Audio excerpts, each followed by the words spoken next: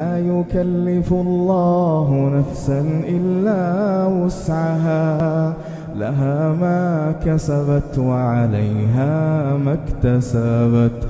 ربنا لا تؤاخذنا إن نسينا أو أخطأنا، ربنا ولا تحمل علينا إصرا كما حملته على الذين من قبلنا، ربنا ولا تحملنا ما لا طاقة لنا به، واعف عنا